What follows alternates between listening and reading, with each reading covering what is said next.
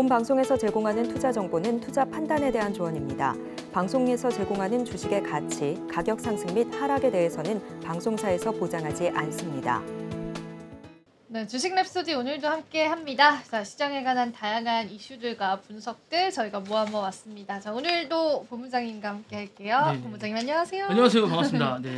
네, 오늘 또 어떤 내용들 전해주실 일단 건지. 오늘 제일 먼저 그 속보가 나와서 좀 전해드리려고 하는데요. 네네네. 연대 논술 그 사고가 있었습니다. 논술 유출 사고가 있었는데 이제 그래서 이제 그 수시 모집의 법정 논란이 있었는데 이게 이제 좀 전에 나왔었는데요. 추가 시험을 보기로 했습니다. 일단. 네, 그럼 일정은요?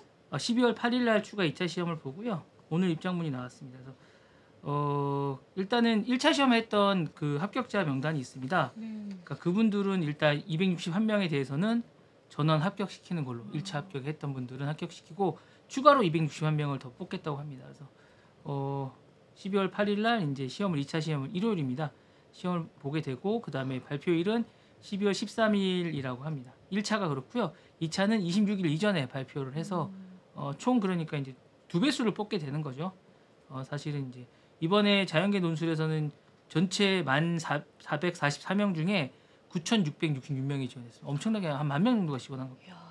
그러니까 이번에 다시 시험 봐도 한 몇 명 정도 다시 시험 보지 않을까라고 하는 거고요. 어쨌건 이 과학 논술이 없어지는 바람에 이게 수리 논술로만 뽑는 그런 거고 최저가 없습니다. 연세대가 최저가 없기 때문에 엄청나게 많은 지원자가 있었습니다.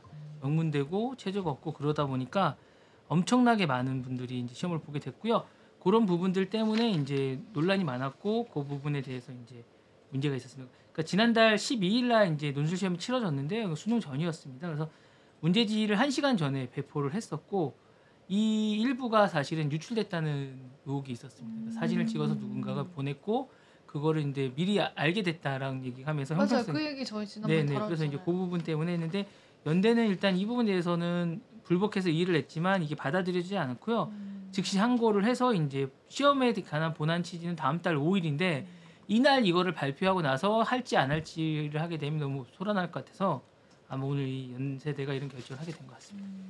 그러면은 그게 네. 공정하다라고 보시는 거예요? 이 조치가? 저는 이게 공정하다는 떠나서 일단 좀 합리적으로 판단한 것 같아요. 그래도. 그러니까 나름 그 뭐라 그럴까 연세대가 이제 그 뭐 문제는 없다고 하지만 이거를 만약에 끌고 갔을 때 발표를 못 하게 되거든요. 1차 합격자들 발표를 못 하게 되니까 그럼 1차 합격자 시험 잘 본 사람들에 대한 피해가 있고 그 추가로 더 뽑겠다고 한 거기 때문에 그 부분에 대해서는 뭐 제가 볼 때는 오히려 그나마 해법을 찾은 게 아닌가라는 생각이 좀 듭니다. 그래 다행이긴 합니다. 그죠? 네. 그래 다행인 건 한 것 같아요. 다시는 이런 일은 없어야 좀 조심해야 될 것 같아요. 맞아요. 그 원세대가 적은 금액이 아니거든요. 8만 원 정도 하는 금액인데 그러면 10,000명 정도, 15,000명 정도 그렇게 많이 봤으면 이제 연세대가 그 원서대로만 거의 8억 가까이를 이제 걸어들이게 된 건데 그 시험 그건 사실은 이제 전형료라고 하는 거는 시험을 치르기 위해서 꼼꼼하게 뭔가를 준비하라고 주는 비용이거든요. 사실은 그 전형료는 학교에 그냥 이렇게 주는 비용이 아니라 시험을 치를 때 들어가는 어떤 모든 경비나 이런 것들에 대해서 어느 정도 감안을 해서 주는 비용이라고 저는 생각을 하는데 그러면 좀 더 철저하게 대비를 했어야 되는 게 아닌가라는 생각이 좀 듭니다. 그러니까 대학원생이 그날 그걸 했다고 하는데 좀 교육이나 이런 부분들 좀 철저하게 시키고 좀 안이하게 생각하는 건 아니지 않나라는 생각이 듭니다. 네, 좋습니다. 그러니까 앞으로 더 조심하겠네요. 이런 입시가 네네네네. 사실은 저희는 이제 입시를 떠나와서 그렇지 그 입시의 그 권역 안에서는 되게 예민하거든요. 네. 작은 거 하나하나도 거의 그래서 인생이 처음에 걸려 이제 있다라고 그 보기 소송했던 때문에. 분 한 20분 됐는데 100명으로 늘어났다고 하더라고요. 그러니까 계속 늘어날 것 같은. 실질적으로 이제 이게 진짜인지 아닌지 모르겠지만 들리는 그 기사에 따르면 한 분은 자기가 그 문제지를 받은 한 친구도 소송에 참여했다고 하더라고요. 그래요. 불합리하다 이렇게 해서. 진짜로요? 네. 오. 이게 이제 뭐 원체 우리나라에 어쨌든 그 정말 사학 명문이고 그럼요. 그다음에 의대가 있는 학교이기 때문에 아주 예민한 것 같습니다. 의대가 또 있는 예, 학교고 의대생을 이렇게 수리 논술로 뽑는 경우는 드물기 때문에 좀 특히 예민한 것 같습니다. 그래도 뭐 조치가 뭐 제대로 어느 정도는 이루어졌다라고 보여지기 때문에 그래도 좀 다행입니다. 뭐 다시는 이런 일 없기를 또 바라보고요. 그럼 저희 이제 또 시장 이야기는 어떤 이야기부터 좀 해볼까요? 일단 트럼프 관세 얘기를 많이 할 텐데 그 전에 조금 전에 이제 그 이지영 아나운서가 블랙 프라이데이에 대해서 얘기를 좀 하시더라고요. 다 근데 이제 보시는군요. 그게 네. 이제 제가 좀 잘못됐다고 생각해서 말씀드리는 거예요. 그러니까 이게 미국 주식을 좀 투자를 하시려면 미국 문화를 좀 알아야 돼요. 그러니까 블랙 프라이데이는 단순한 블랙 프라이데이가 아니에요. 우리나라 세일과 다른 개념이에요. 그러니까 이거를 유통 구조를 전혀 모르기 때문에 한국 사람들이 뭐 광군제랑 연결하고 이러는데 전혀 다른 개념이에요. 그러니까 기본적으로 그 우리나라는 그때그때 백화점이나 이런 물류 유통이 그런 것들을 필요할 때마다 이제 하거든요. 근데 그렇지 않습니다. 외국은 1년치를 한꺼번에 삽니다. 아 그래요? 예. 그들의 소비 문화 자체가 소비 문화가 아니라 이제 어떤 제작이나 유통 관계가 그렇습니까? 그러니까 만약에 뭐 그 백화점이 있다. 뉴욕에 유명한 백화점이 있다. 그러면 그 백화점이 1년치를 다 삽니다. 거기랑 계약을 해서 아니 버버리라든가 뭐 캘빈 클라인이라든가 이런 브랜드를 뭐 옷이나 뭐 그다음에 게임기나 이런 것들 1년치를 다 계약을 해서 물량을 자기네 팔 수 있는 물량들을 예상을 해서 다 삽니다. 그러면 신상 같은 거는요? 그건 그때그때만 넣어주고요? 근데 세일 기간 동안 들어오는 거기 때문에 그거는 어차피 1년치 물량을 기본적으로 얼만큼 사겠다라고 정해놓고 돈을 지불하는 겁니다. 세일 기간은 아니면 세일이 아니라 신상은 어차피 시즌 대비 나오는 물품이기 때문에 물품은 똑같습니다. 사실은 거의. 예. 그래서 그런 물품을 어느 정도 정해놓습니다. 그리고 이제 블랙 프라이데이는 그렇게 신상이 나오진 않습니다. 고정적으로 나오는 뭐 락팟이 이제 유명한 신발인데요. 락팟이라든가 아니 샘소나이트라든가 뭐 이런 물품들이 있습니다. 아니면 뭐 팀버랜드라든가 이런 브랜드 미국인들이 사랑하는 브랜드이긴 한데 그런 브랜드들을 기본적으로 이제 1년치를 삽니다. 그리고 이제 이게 이제 보통 추수감사절이 끝나고 그 다음 날부터 이제 새해까지 일어나는 건데요. 그렇기 때문에 요때 이제 이거를 털어야 됩니다. 물류하시는 분들이. 그래서 엄청 싸게 하는군요. 예, 그래서 90% 정도 세일을 하는 겁니다. 하자가 없는 물품들을. 그래서 그때 많이 사게 되고 그때 이제 매출이 많이 늘어나서 마치 이게 세일의 어떤 상징처럼 느껴지지만 사실 세일의 상징은 사이버 먼데이라고 블랙 프라이데이랑 좀 비슷한 게 또 하나 있습니다. 요 기간 동안 또 하는 게 온라인 쇼핑몰을 주로 하는 세일 기간을 하는 그 또 하나를 정한 사이버 겁니다. 먼데이. 사이버 먼데이라고 이제 이게 있습니다. 그런 제도가 미국에는. 그러니까 이제 이 블랙 프라이데이는 전통적으로 유통 쪽에서 재고 떨이를 하기 위해서 만든 어떤 기간이거든요. 그래서 그때를 기다렸다 많이 삽니다. 그러다 보니까 전체 소비의 20% 정도이기 때문에 이거는 이제 그렇게 관련해서 주식을 봐야지 그냥 우리나라의 어떤 유통이나 세일 관련된 주식이 뛸 거다 이건 아니라는 거죠. 제가 볼 때 그렇게 보는 건 아니라는 거죠. 그렇게 광군제랑도 완전히 다릅니다. 예. 광군제는 사실은 이제 그 알리바바가 만든 어떤 약간 마케팅의 일환이라고 보면 되는 거고요. 맞아요. 전혀 이거랑 무관한 겁니다. 우리나라도 어쨌든 뭐 블랙 뭐라고 또 있기는 페스티벌이라고 있는 것 같아요. 코리아 블랙 페스티벌이 있는 것 같은데 그런 거하고는 완전 개념이 다릅니다. 그러니까 왜냐하면 미국의 블랙 프라이데이는 재고떨이 개념이 강합니다. 그러니까 그리고 유통 구조가 기본적으로 우리처럼 이렇게 뭐 필요할 때마다 주문하고 뭐 재고를 반품하고 이런 개념이 없습니다. 1년치를 미리 주문해서 모든 걸 다 판매하고 그렇게 해야 싸기 때문에 미국은 그렇게 합니다. 유통 구조 자체가 국내랑은 좀 다르네요. 그래서 미국 주식을 만약에 뭐 이제 제가 이제 다음 주부터 이제 33개 종목을 좀 찝어드릴까 하는데 랩소디를 통해서요? 예. 그러니까 네. 이게 기본적으로 이제 전체적으로 제가 볼 때는 그 찝어준다는 게 사라 이런 게 아니고요. 그렇죠. 미국 문화를 모르면 기본적으로 투자를 할 수가 없습니다. 그러니까 잘 하지 못합니다. 그러니까 왜 우리는 그냥 엔비디아가 뛴다고 생각하는데 이 엔비디아의 어떤 기본적인 철학이나 애플은 뭐 너무 많이 알려져 있으니까 그 외에 뭐 브로드컴이나 이런 기본적인 큰 회사들이 있습니다. 그러니까 그 회사들이 어떻게 수익을 내고 어떻게 이익을 받아가고 문화가 어떻고라는 걸 기본적으로 알아야 제가 볼 때는 좀 투자를 할 때 좀 꼼꼼하게 할 수 있으니까 그냥 블랙 프라이데이 관련주라고 해서 하는데 제가 볼 때는 전혀 관련이 없는 그냥 판매만 온라인 쪽에 이걸 마케팅을 하거든요. 사실 그건 좀 아니라고 보는 거예요. 오히려 그쪽은 사이버 먼데이 할 때 관련주들이 많이 매출이 오를 수 있는데 오히려 가격은 요즘은 블랙 프라이데이보다는 사이버 쪽이 지금 뭐 아마존이나 이런 게 강하다 보니까 뭐 6PM이나 이런 사이트들이 있습니다.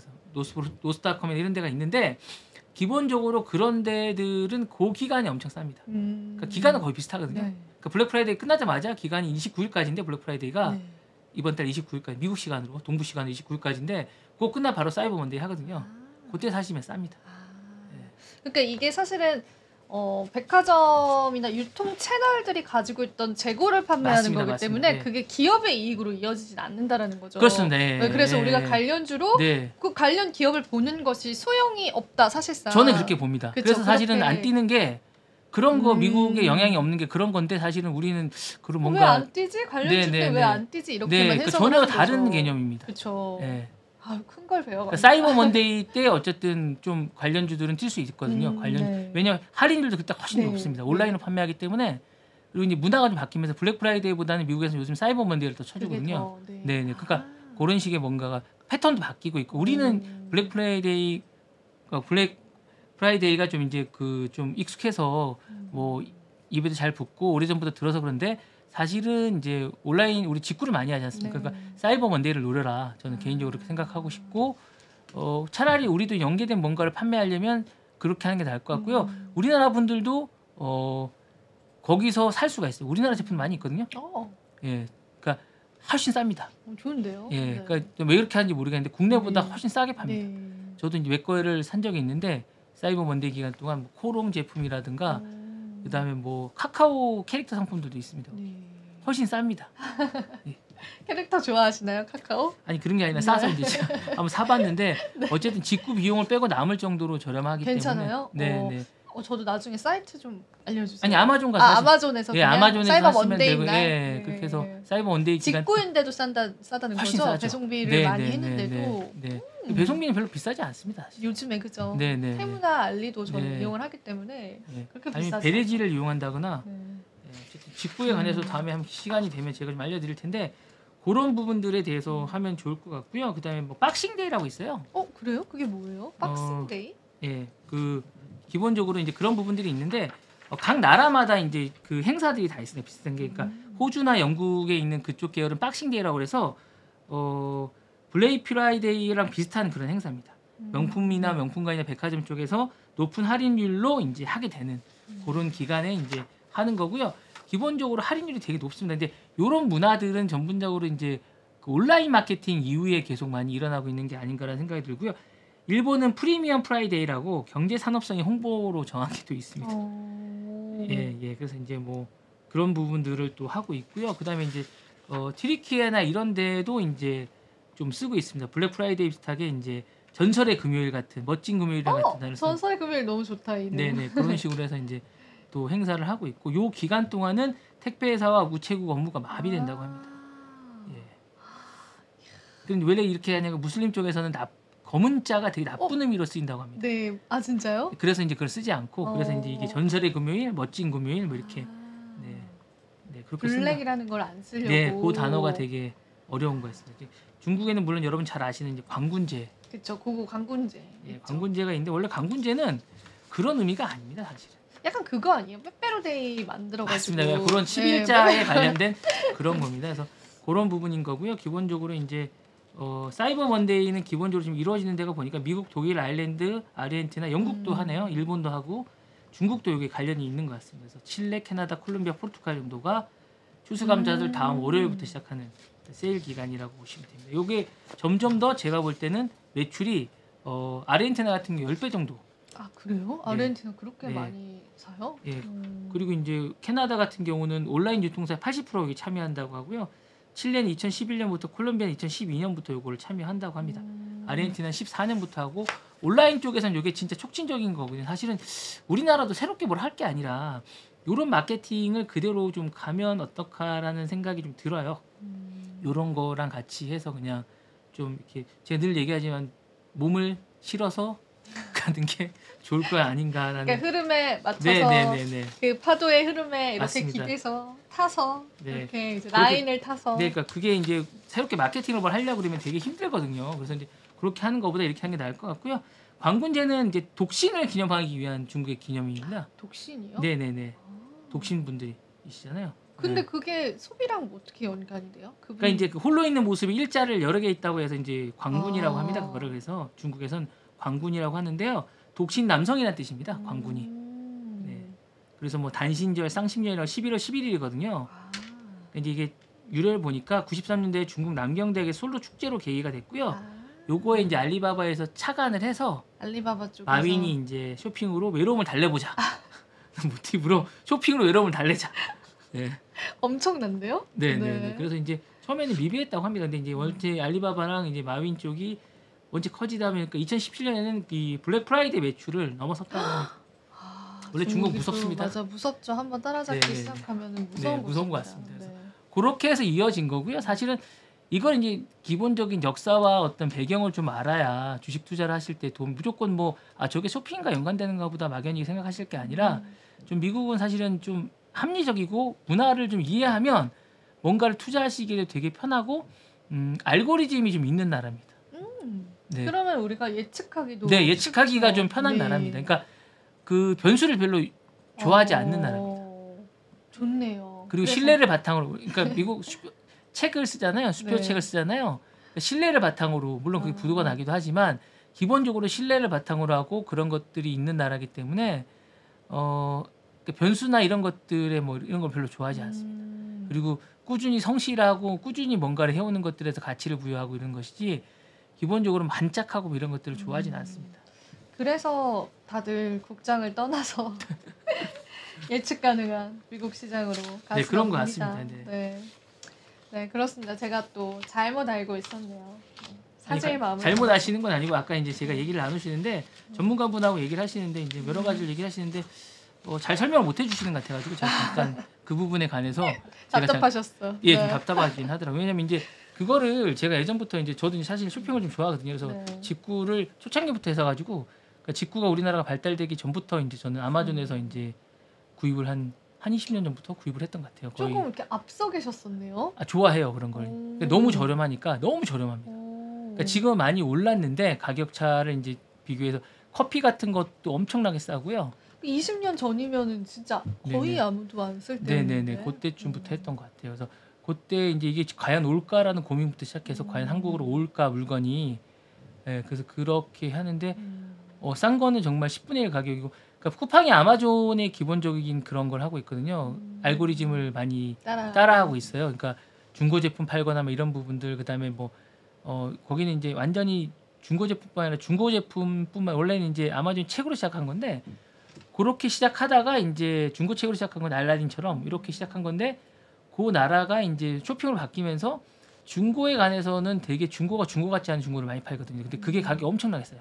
네. 여러분들도 한번 참고를 예, 해보시면 개인이 좋을 것 사용하시는 같아요. 거는 괜찮습니다. 네. 물론 이제 장사를 하시는 분이나 뭐 이렇게 하시는 분들은 이제 뭐 그렇게 되면 관세가 붙고 이러는데 개인이 사용하시는 거는 지금 200불까지는 또 미국이 약품이나 먹는 것 빼고는 200불까지 또 무관세거든요. 네, 그래서 200불까지 사시면 괜찮네요. 이런 것도 여러분들 참고를 해보시면 좋을 것 같습니다. 네, 그렇습니다. 네, 블랙 프라이데이 또 네. 다가오면서 너무 많이 얘기를 했군요. 너무 많이 될 것 같고요. 네. 오늘 불프 얘기가 메인은 아니었는데 트럼프 관세 네. 이야기 한번 해볼까요? 아니 트럼프가 선생님? 이제 그 멕시코와 중국에 오는 마약이 이제 기본적으로 이제 어느 정도 되지 않으면 추가 관세를 매기겠다라고 선언을 했어요. 그러니까 특히 멕시코가 타겟인 것 같아요.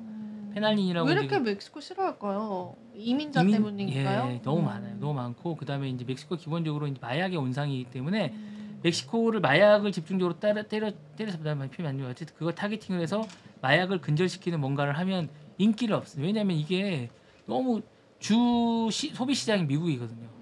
근데 이제 뭐 콜롬비아 쪽은 오는데 뭐 유통망 때문에 좀 힘들긴 하는데 원래 콜롬비아나 이쪽이 또 유행했었는데 멕시코가 최근에 뜨거든요.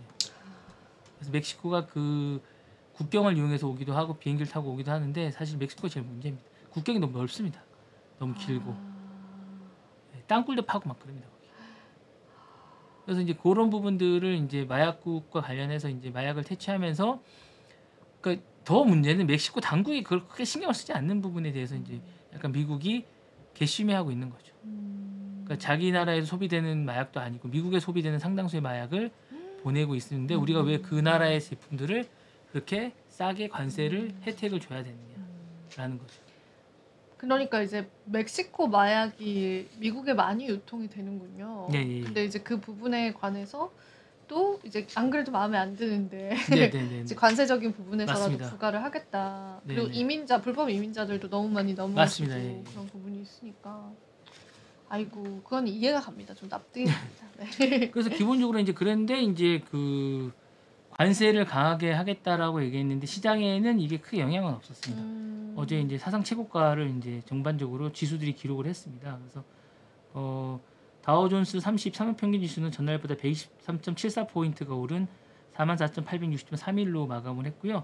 이게 그 외에도 뭐 스탠드드 푸어스나 이제 나스닥 지수도 다 상승을 했습니다. 그래서 기본적으로 이제 근데 이제 트럼프 수혜가 있다는 게 에너지나 이제 천연자원 쪽에 기업들이 상승을 했고요.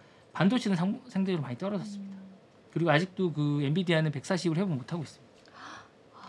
네. 엔비디아 어떻게 다시 살아날 그 조짐이 보이나요? 이제 고점일까요? 엔비디아는 뭐 나쁘지는 않을 건데 기본적으로 제가 볼 땐 빅테크 기업 중에 그렇게 챙기는 것 같지는 않아요. 트럼프가 지금 느낌에 애플이나 메타나 구글은 그런 챙기는 것 느낌인데 대비해서. 예, 엔비디아는 그렇게 챙기는 느낌이 안 드는 게 왜 그런지 잘 모르겠습니다. 토종 미국인이 아니라서 그런가? 그런 건 아니겠죠? 건 아닌 것 같아요. 그죠? 예, 그런 건 아닌 것 같고 왜냐하면 지금 뭐 구글도 CEO는 인도인이 아 그렇네요. 네네네. 그런 건 아닌데. 네, 뭐 창업주가 다르긴 할 수도 있는데 기본적으로 이제 그런 부분이 있는 게 아닌가라는 생각을 하고요. 이제 이렇게 하자 이제 중국이나 이제 유럽 쪽에서 관세에 대해서 되게 이제 걱정을 하는 표정이 많습니다. 특히 뭐 기본적으로 이제 유럽 같은 경우도 이제 자동차나 이런 부분들이 주가가 많이 떨어지고 있습니다. 그래서 줄줄이 하락. 폭스바겐 2.2%, BMW 1.2%, 스텔란티스 4.9%, 뭐 다임러 트랙은 5. 볼보는 1.3 이렇게 다 떨어졌습니다. 네, 관세가 많이 왜냐면 미국에 다 이 시장을 두고 미국인들이 차를 진짜 많이 사거든요. 아 그래요? 네. 그리고 잘 바꿔요. 소비의 나라 역시. 아니 그 왜냐면 미국은 정말 전 세계의 모든 걸 생산 기지로 두면서 소비를 하는 나라이기 때문에 미국을 대상으로 하지 않으면 뭔가가 안 됩니다. 그러니까 중국이 마켓 뭐 어떤 소비를 많이 할 것 같지만 거기 생각보다 힘듭니다. 네, 그리고 이제 다양성이나 그 어떤 가치나 이런 것들을 왜냐하면 중국이 일단 기본 소득이 높기 때문에 뭘 많이 사고 많이 팔고 그리고 이제 미국이요. 그리고 이제 그 이동 거리가 넓어서 차량은 꼭 필수품이야. 아 그렇겠네요. 네. 그래서 제가 이거는 약간 여담인데 네네네. 영어 학원을 다니거든요. 영어 선생님으로 다니세요? 네, 영어 학원을 다녀요 그냥. 네네네. 근데 거기 제 영어 쌤이 있어요. 그래서 올해 만났는데 그럼 이제 미국은 땅덩이가 넓으니까 술 그 음주 그거 어떻게 하냐 이랬더니 거기는 문화 자체가 우리가 이렇게 넷이 친하면은 한 명씩 돌아가면서 술을 안 먹는데요. 그리고 그 운전을 하지 네네네네. 않으면 어디를 좀 나가기가 네네. 힘들어가지고 한 1시간 정도 타고 가야 됩니다. 네, 그래서 이제 뭐야. 돌아가면서 이렇게 벌칙처럼 한 명씩 안 먹고 나머지 셋이 막 떠들고 가만히 있고 약간 이런 식으로 한다고 그러니까 하더라고요. 뉴욕 같은 경우에도 이제 술을 파는 가게가 있고 델리라고 해가지고 이제 한국인들이 많이 하는 약간 편의점 같은 데거든요. 네. 이제 그런 데서 이제 파는 데 있고 안 파는 데가 있는데 술 사기가 쉽지 않습니다. 아 그래요? 네네. 그렇다고 하더라고요. 비쌉니다. 그리고 한국 식당 엄청 비싸고요. 오 대박이다. 영어 선생님 말해주시더라고요. 그래서 아이고 술 먹기 힘들겠네요. 약간 이러긴 했는데 마음 먹고 먹습니다. 되게 사다 마음 먹고 먹게 네, 되는. 저렴하긴 합니다. 근데 그래서 홈파티를 많이 하나? 네, 그런 것도 많이 그쵸? 하고 이제 기본적으로 어디 펍이나 이런 게 있는 동네에 이제 펍이 있으면 그런 데 가기도 하거든요. 이제 그런 데 가서 먹기도 하는데 뭐 우리나라처럼 늦게까지 먹지 않습니다. 뭐 밤늦게까지 먹고 이런 문화가 아니고 오히려 이런 문화는 우리 동양권에 이제 한중일 정도가 있는 것 같고요. 기본적으로 이제 근데 일본도 보시면 한 잔 먹고 딱 퇴근하고 이런 분위기. 혼자 혼술 혼밥을 많이 하거든요. 네. 혼술 문화 좋은 것 같아요. 그냥 한 잔만 딱 그러니까 이제 이렇게 절제하면서. 테이블 앞에 이제 주방장이 있고 테이블 앞에 거기서 이제 한 잔 마시고 따뜻하게 데워달라서 한 잔 마시고 저녁 먹고 우리 가거든요. 그런 분들이 많습니다. 좋은 것 같습니다. 그럼. 술을 안 좋아하시니까 그런 거예요. 아 그런가?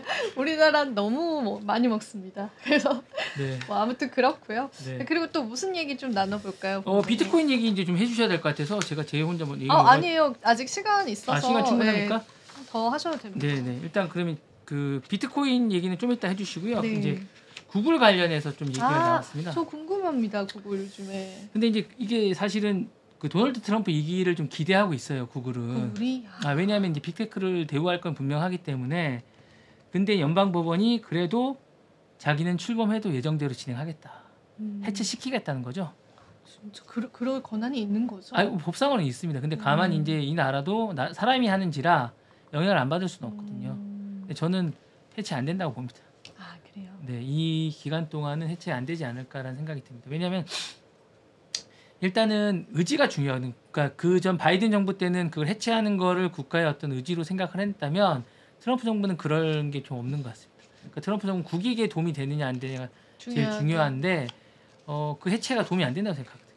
아, 오히려 네, 그렇군요. 기술력이나 이런 것들이 빅테크를 갖추는데 도움이 안 된다고 생각하기 때문에 제가 볼 때는 오히려 그런 면에서는 지금 제가 뭐 이렇게 막 떠드는 게 맞는지 모르겠지만 투자 적기가 아닌가 빅테크 기업에 대한. 아, 오히려. 네, 특히 애플은 제가 볼 때 지금이 적기인 것 같습니다. 애플은 매출이 많이 오를 것 같습니다. 애플이 지금 $235 네네. 정도입니다. 네. 근데 참고를 실질적으로 애플은 신제품들을 매년 내는데 그게 이제 중국이나 그러니까 신제품에 대한 기대감은 늘 있기 때문에 그게 판매를 얼마나 갱신을 할지가 문제거든요. 근데 이제 그건 관세랑도 있고 가격이랑도 문제가 좀 있어요. 그러니까 이제 그 부분을 그게 이제 해외에서 판매될 땐 관세가 많이 붙어서 그런데 그 부분이 어떻게 해결되냐가 되게 중요하거든요.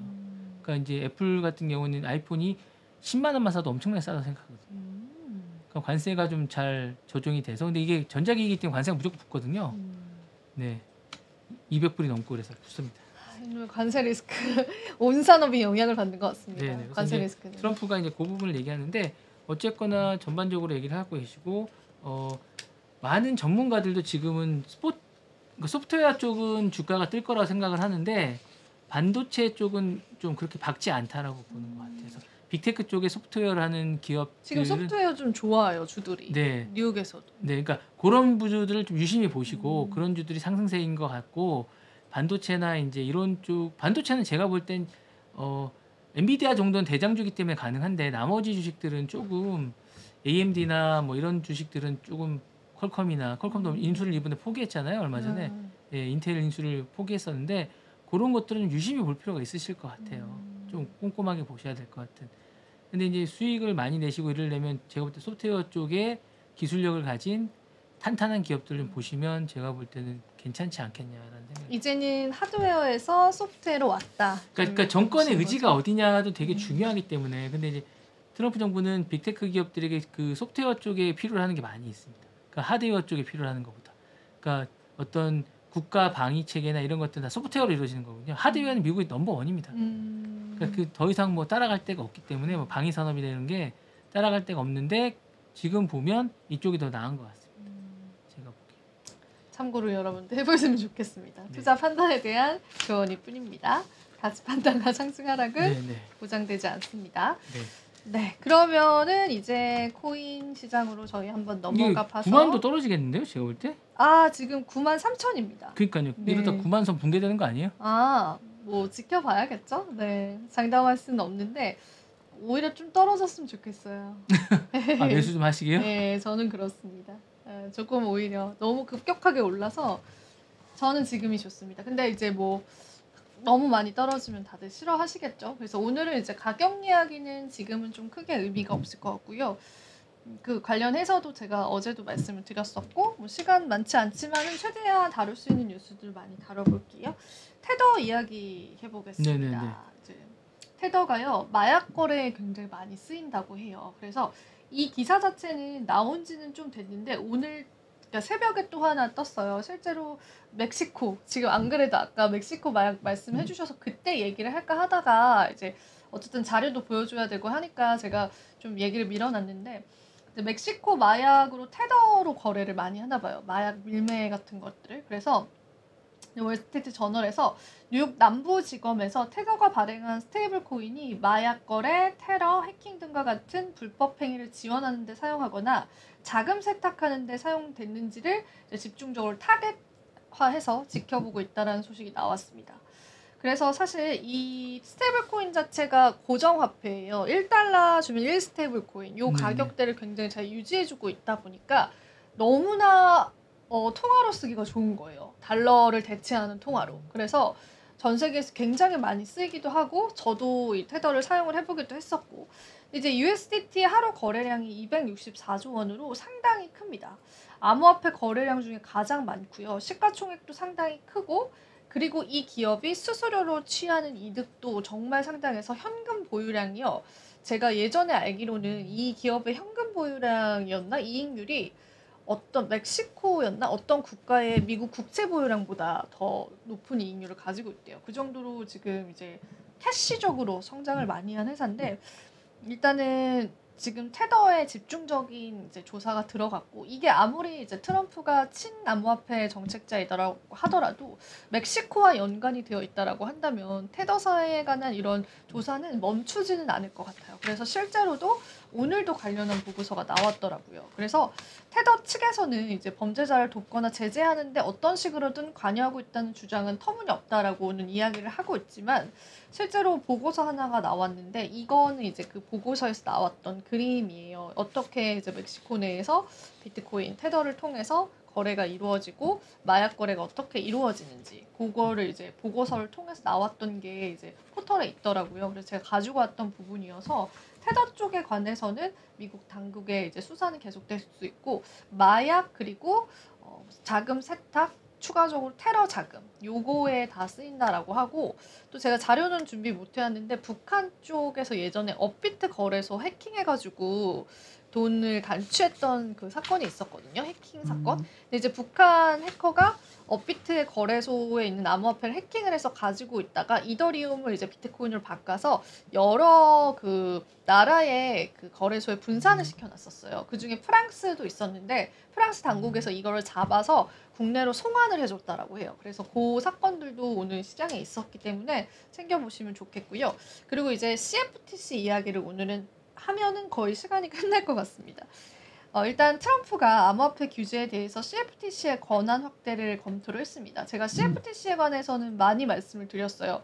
SEC는 미국의 증권거래위원회, CFTC는 상품선물거래위원회입니다. 그래서 이제 상품, 우리가 잘 알고 있는 금, 은 이런 상품성이 되어 있는 그런 자산에 관해서 규제를 하고 또 상장에 관해서 관여를 하는 그러한 기관이고 SEC는 이제 기업, 모든 증권에 관해서 하는 건데 물론 SEC라는 기관이 훨씬 더 큽니다. 근데 트럼프 측에서는 이제 폭스 비즈니스 보도였습니다. 이게 그래서 트럼프 신임 행정부가 디지털 자산 시장의 상당 부분을 감독할 권한을 CFTC에 부여를 할 것이다라고 고려 중이다라고 했습니다. 근데 이게 너무나 우리 시장의 호재였던 게 자, 여러분 보세요. 암호화폐 시장을 갑자기 증권으로 간주를 하고 증권거래위원회가 관할을 하게 돼요. 그럼 어떤 일이 벌어지냐면 증권이라고 하는 거는 그 상장 심사의 기준이 되게 이제 명확하게 공시가 되어 있잖아요. 그 지금까지 역사를 겪으면서. 그러면서 이 SEC의 관할 안에 들어오게 되면 상장 폐지되는 알트코인들이 굉장히 많을 거예요. 근데 만약에 이거를 상품으로 규정을 하고 상품을 관리하는 기관에서 관리를 하게 된다면 우리한테는 굉장히 좋은 겁니다. 암호화폐 투자자분들에게. 그래서 이제 보도에 따르면 CFTC에 개정된 역할은 비트코인과 이더리움과 같은 상품으로 분류된 자산을 암호화폐 거래소와 현물 시장을 감독하는 것을 포함할 가능성이 크다라고 합니다. 그래서 사실상 SEC의 권한 자체를 약화시키는 그런 행보예요.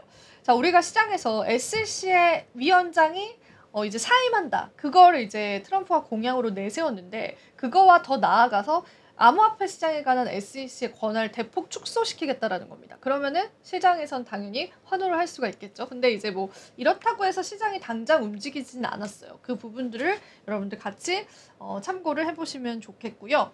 아 그리고 요거는 이제 마지막으로 보여드릴게요. 폴리마켓에서 비트코인 이제 9만 달러를 유지할 수 있을까요? 9만 달러 혹은 10만 달러 중에 어느 선을 먼저 도달할 가능성을 예측한다라고 했을 때 9만 달러로 하락할 가능성 71%로 폴리마켓 베팅 사이트에서 나왔습니다. 베팅 사이트 제가 지난번에도 언급을 해드렸는데 이제 많은 투자자분들이 참여하고 있고 이게 투심을 또 나타내고 있는 거기 때문에 비트코인의 9만 달러 하락 가능성 그러니까 10만, 9만 중에 어디에 먼저 도달을 할 것이냐를 이제 베팅을 하신 거예요. 거기에서 이제 9만을 더 빨리 도달을 할 것 같다. 지금 9만 3천 달러입니다. 녹화 기준으로. 그래서 그런 부분들이 지금 시장의 투심이다라고 여러분들 보시면 되고요.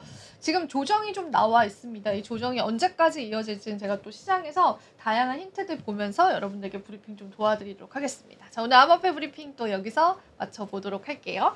자, 랩소디 본부장님 또 마지막으로 혹시 하실 말씀 없으신가요? 어쨌든 좀 기업을 이제 투자하시거나 분석하실 때는 좀 꼼꼼하게 보시고 대세 미국 주식 대세긴 하지만 그냥 무조건 블라인드 투기라고 그러네. 블라인드처럼 그냥 막무가내로 그냥 이게 뭐 아마워피도 마찬가지겠지만 그렇게 했으면 좋겠다는 생각이 좀 듭니다. 맞아요. 저희 네. 무조건적인 투기는 하지 맙시다. 네네. 네, 알아보고 합시다. 네. 좀 꼼꼼하게 자기 돈이 꼼꼼하게 들어가는데 합시다. 옷을 맞아요. 하나 사거나 뭘 하나 살 때 그럼요. 되게 따져서 사시는데 맞아요. 이게 자기 돈이 투자할 들어가는 때. 부분이기 때문에 좀 꼼꼼하게 보시는 게 좋을 것 같습니다. 저희가 좀 도움이 되도록 계속 노력을 하도록 하겠습니다. 저희는 항상 공정한 소식을 전합니다. 네. 여러분 오늘도 시청해주셔서 감사드리고요. 저희 인사드려보도록 네. 할게요. 여러분 안녕히 계세요. 감사합니다.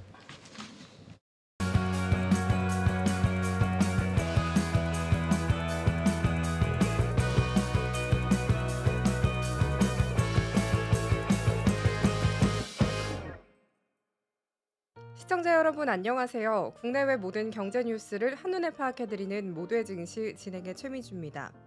증시 뉴스 전달드리겠습니다. 첫 번째 뉴스입니다.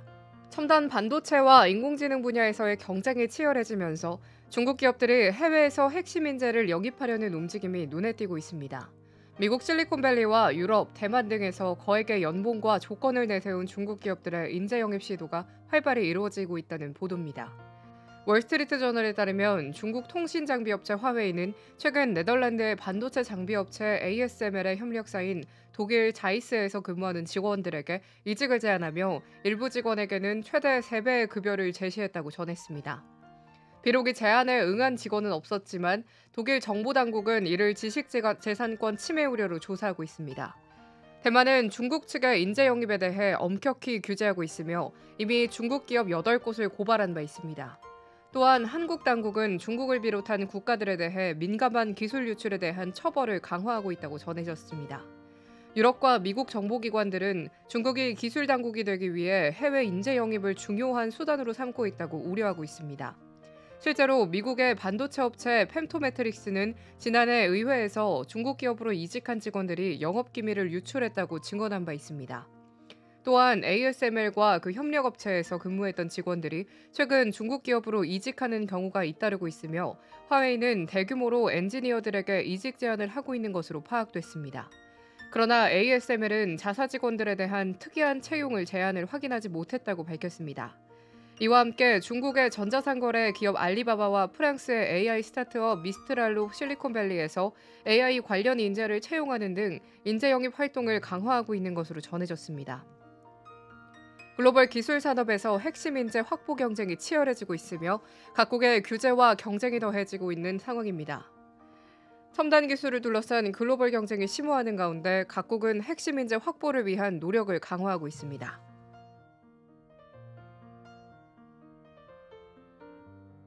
다음 뉴스입니다. 중국의 이커머스 기업인 테무와 쉬인이 검색 광고 시장에서 경쟁을 벌이며 유명 브랜드의 키워드를 고가에 입찰하는 방식으로 업계에 논란을 일으키고 있습니다. 로이터 통신이 검색 마케팅 플랫폼 샘러시의 데이터를 분석한 결과 테무는 월마트 블랙 프라이데이 딜, 콜스 블랙 프라이데이와 같은 키워드에 입찰하고 있으며 쉬인은 월마트 의류, 자라진, 망고 드레스, 노드스트롬 렉 신발 등의 키워드를 두고 경쟁을 벌이고 있다고 전했습니다. 검색 광고에서 업체들은 인기 있는 검색어를 두고 클릭당 비용을 입찰하며 CPC가 높은 광고주가 검색 결과 페이지 상단에 광고를 배치할 수 있습니다. 이로 인해 인기 있는 키워드를 둘러싼 경쟁은 급격히 치열해지며 한 업체가 높은 가격을 써낼 경우 다른 업체들도 이에 맞춰 가격을 올려야 하는 상황이 발생합니다. 이러한 상황은 특히 문제를 일으키고 있습니다. 예를 들어 쉬인이 자라진 높은 키워드에 높은 가격을 써낸다면 자라 광고가 쉬인보다 뒤로 밀릴 수 있어 자라 브랜드를 검색한 소비자들의 트래픽을 타사에게 뺏기는 결과를 초래할 수 있습니다. 실제로 로이터는 월마트 옷 키워드의 CPC가 2022년 대비 16배 상승했다고 전했습니다. 온라인에서 저렴한 옷이나 쇼핑 같은 일반적인 키워드도 가격이 급등하는 것으로 나타났습니다. 경쟁사 키워드 입찰은 업계에서 흔히 일어나는 일이지만 테무와 쉬인이 공격적인 입찰 전략은 업계에 우려를 낳고 있습니다. 일부 기업들은 검색 광고에 부담을 덜기 위해 페이스북, 틱톡, 인플루언서 마케팅 등 다른 채널로 예산을 이동시키고 있는 상황입니다. 이에 대해 테무 측은 공정한 경쟁과 책임감 있는 광고 관행을 준수하고 있다며 브랜드명이 광고에 포함되는 경우는 구글과 같은 광고 플랫폼의 자동 키워드 삽입 과정에서 발생하는 드문 사례라고 해명했습니다. 이어 브랜드 이름의 광고 타겟팅을 방지하기 위해 제외 키워드 목록을 운영하고 있다고 밝혔습니다.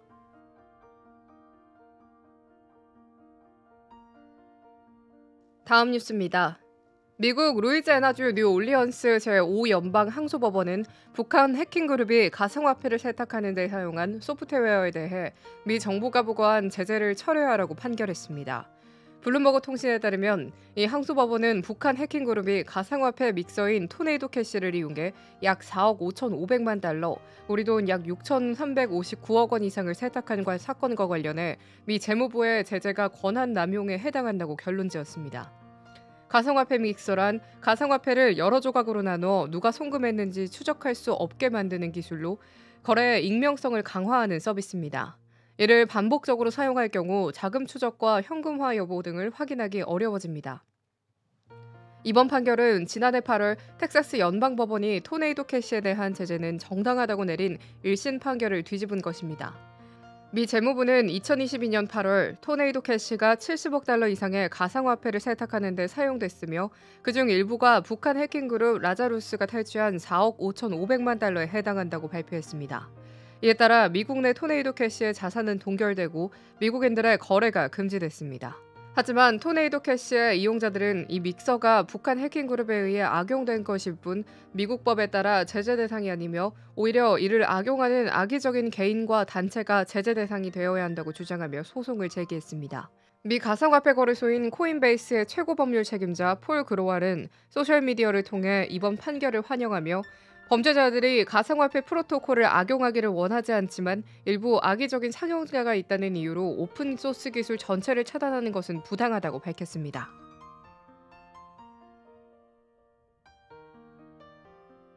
다음 뉴스입니다.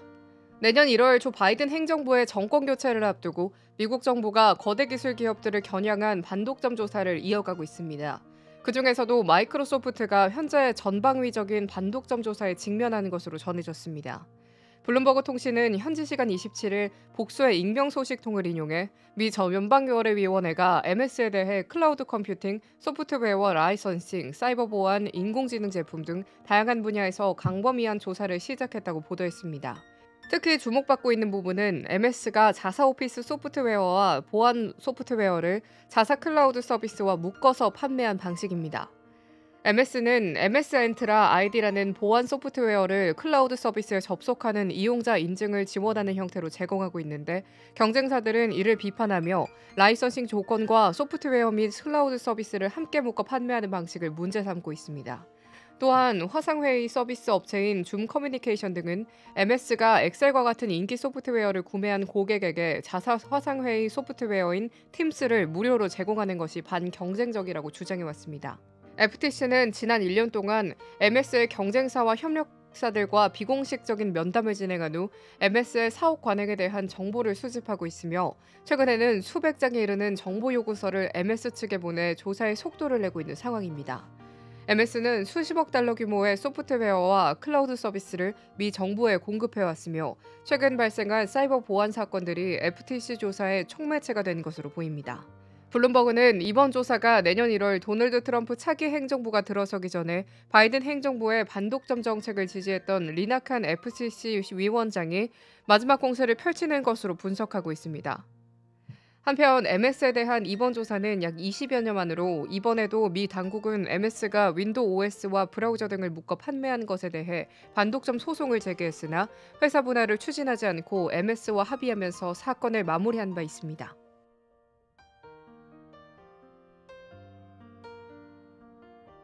다음 뉴스입니다. 스타벅스가 최근 실적 부진에 시달리며 직원들에게 지급되는 보너스가 크게 줄어들 것으로 예상하고 있습니다. 스타벅스가 현지 시간 27일 발표된 실적 부진에 따라 많은 직원들이 예정된 보너스의 60%만 받게 될 것이라고 블룸버그가 보도했습니다. 보너스 지급은 일반적으로 개인 성과와 회사 성과를 반영해 균등하게 산정되는데 이번에는 저조한 실적을 반영해 직원들이 받는 보너스가 크게 축소될 전망입니다.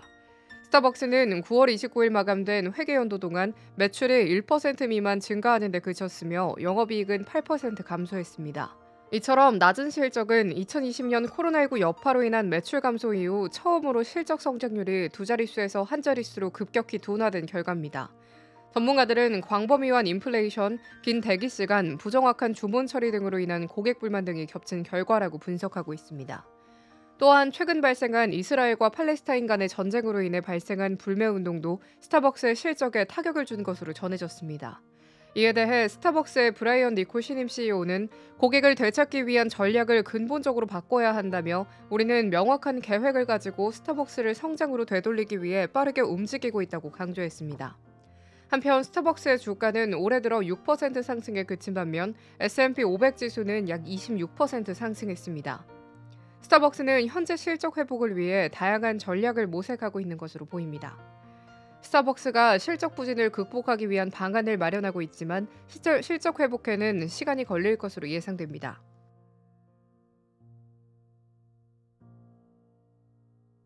다음 뉴스입니다. 도널드 트럼프 미국 대통령 당선인 측이 내년 1월 출범하는 2기 행정부의 증권거래위원회 위원장의 친가상화폐 형향에 폴 애트킨스 전 SEC 위원을 지명하는 방안을 검토하고 있다고 블룸버그 통신이 보도했습니다. 트럼프 당선인의 정권 인수팀은 폴 애트킨스 전 SEC 위원을 SEC 위원장 후보로 면접했다고 소식통을 인용해 밝혔습니다. 애트킨스 전 위원은 트럼프 2기 행정부에서 SEC 위원장으로 유력하게 거론되고 있으며 최종 결정은 며칠 내에 내려질 예정입니다. 애트킨스 전 위원은 금융규제 전문가이자 보수적인 금융계의 실력자로 알려져 있습니다. 그는 조지 워커 부시 행정부 시절 SEC 위원으로 재직했으며 이후에는 금융사를 주요 고객으로 둔 컨설팅 회사인 파토마 글로벌 파트너스를 설립했습니다. 특히 애트킨스 전 위원은 디지털 자산과 핀테크 기업에 강력한 지지 입장을 보였으며 이전에도 SEC 운영을 조정하고 중복 규제나 업계에 부담을 주는 규제를 축소해야 한다고 주장한 바 있습니다. 이로 인해 트럼프 당선인이 제시한 가상화폐 친화적인 정책을 실현할 적임자로 꼽히고 있습니다. 한편 현재 SEC 위원장인 게리 겐슬러 위원장은 트럼프 당선인이 취임하는 내년 1월 20일에 사임하겠다고 밝혔습니다. 게리 겐슬러 위원장은 가상화폐 규제와 단속을 강화해온 인물로 트럼프 당선인은 그의 해임을 공언해온 바 있습니다. 트럼프 당선인의 2기 행정부에서 SEC에 새로운 변화가 있을지 주목됩니다.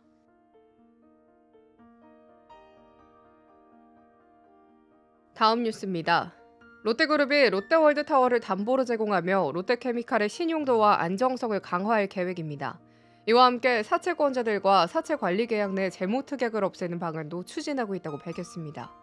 롯데월드타워는 현재 약 6조 원의 가치가 있는 국내 최고 랜드마크로 롯데물산이 소유하고 있습니다. 그룹 측은 이번 담보 제공을 통해 롯데케미칼의 회사채 이슈를 빠르게 해결하고 유동성에 문제가 없다는 신뢰를 시장에 전달할 계획이라고 밝혔습니다. 롯데케미칼은 지난 21일 일부 공모회사채의 사채관리계약 내 재무특약을 충족하지 못해 기한이익 상실 사유가 발생했습니다. 이에 따라 롯데는 롯데월드타워를 담보로 은행 보증을 받아 회사채의 신용도를 보강하는 방식으로 사채권자들과 협의해 특약사항을 조정할 계획입니다. 롯데월드타워를 담보로 제공하면 해당 채권의 신용도가 은행 대출을 수준으로 보강하게 돼 시장에서 안정적으로 거래될 수 있을 것으로 예상됩니다. 그룹 측은 이번 조치가 롯데케미칼의 유동성 문제를 해결하고 시장의 우려를 불식시킬 수 있을 것으로 보고 있습니다. 또한 롯데케미칼은 특약사항의 수익성 지표를 충분히 반영하지 못하고 있다고 판단해 이번 기회에 이를 조정하기로 했다고 설명했습니다. 롯데는 그룹 차원에서 시장 안정화를 위한 강력한 의지를 보여주고 있으며 위기설에 대해 직접 책임지고 해결하겠다고 강조했습니다. 롯데케미칼은 현재 보유한 2조 원의 예금을 포함해 4조 원의 가용 유동성 자금을 확보하고 있으며 그룹 전체의 자산은 139조 원으로 안정적인 재무 구조를 유지하고 있다고 밝혔습니다. 롯데그룹의 이번 결정이 롯데케미칼의 재정 안정성에 어떤 영향을 미칠지 주목됩니다.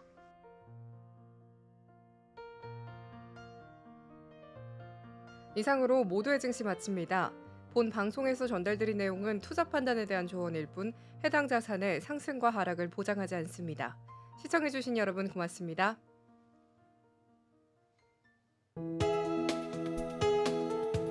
본 방송에서 제공하는 투자 정보는 투자 판단에 대한 조언입니다. 방송에서 제공하는 주식의 가치, 가격 상승 및 하락에 대해서는 방송사에서 보장하지 않습니다.